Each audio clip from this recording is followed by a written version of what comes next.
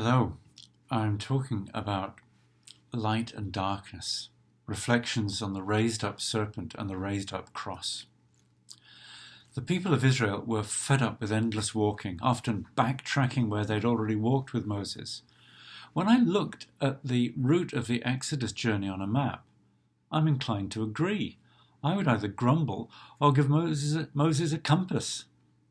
And then there were snakes. They must have been walking through a snake breeding ground. You couldn't put your foot down without fear of a sudden movement and a searing pain, and then possibly death.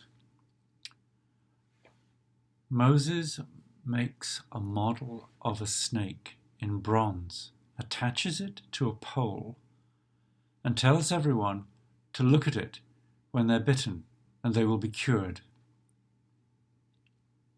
This was another face-off between the people and Moses. Have you brought us out into the wilderness to die?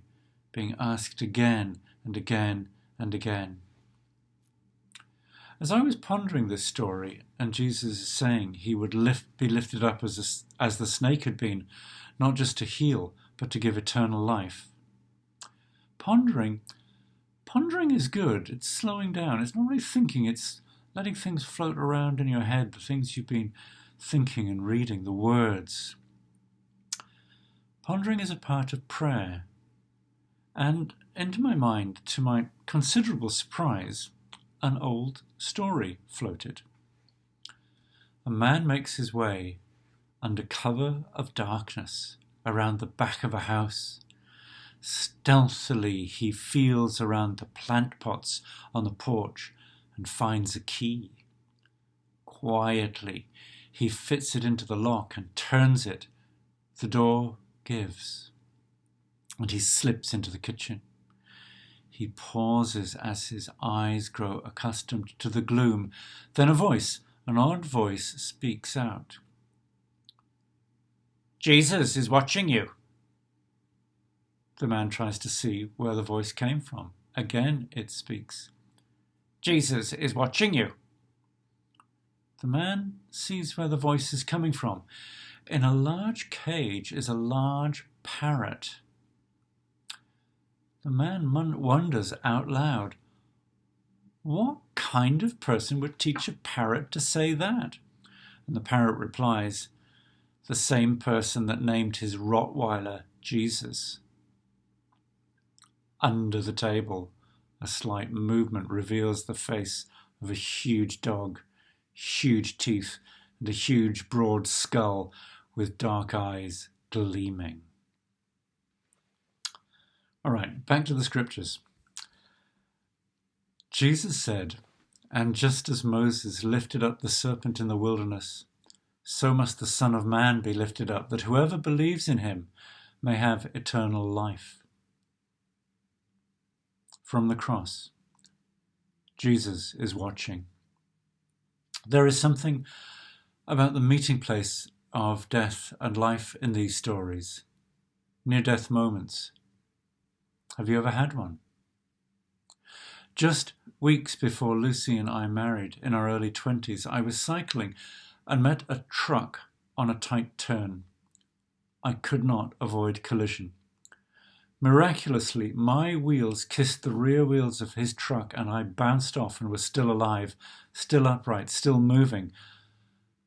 Suddenly, having met death, I saw clearly the life that lay before me with a sense of gift and gratitude.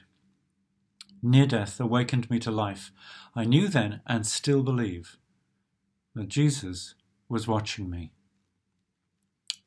Jesus was watching me both to smack me into awareness of blessings and to save me from death. The people of Israel were probably mostly focused on endless walking through desert and scrub bush, fed up with horrid food, flies, footsore, never knowing when it would end, and on and on and on.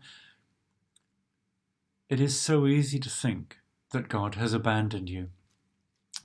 It is so easy to think that God is only punitive, vengeful, a grumbly old dude in the sky waiting to smite you for the people of Israel in Moses' time and in Jesus' time as well. But the good news of Jesus is that God's invitation is always into life. God did not send the Son into the world to condemn the world, but in order that the world might be saved through him. Perhaps the job of the bronze serpent on a stick was to call people's attention to the possibility of snakes. Look at this bronze snake every 20 paces. Stay awake. Keep your eyes open. That may have been what Moses said to everyone every morning as they set out. Maybe it was a series of miracles that the venom stopped having such effect. We will never know. But we do know that having our attention drawn to danger is a way of enhancing the value of your life. Life is valued. Life in abundance. What happened with the man, the parrot, and the Rottweiler? Maybe he was a thief, and his near death by Rottweiler experience made him change his ways. Maybe he sought the better way of life. Maybe he was sneaking into the house to surprise his grandmother, and the parrot called its name and the dog jumped forward to lick him. What we do know is that we live our lives between darkness and light, between selfishness and generosity, between cynicism and faith. Our faith, the thing we practice, is to remember Jesus is watching. Jesus upon the cross is watching, lifted up between heaven and earth, watching to lift you up, watching to catch your eye and to heal your heart with love, watching to get your attention and remind you to love, angling you around so that what frightened you may be found to be the place you will find life and love. The serpent was lifted up so that fearsomeness might bring new life. Jesus was lifted up on the cross of his death so that love might not be quelled by death, nor faith by doubt, nor hope by scorn, nor joy by sad fatigue. It is sometimes God plunges us into darkness that we might see the stars again and believe. In Deuteronomy 30:15, God says, "See, I have set before you this day life and good, and death and evil." Jesus says, choose life.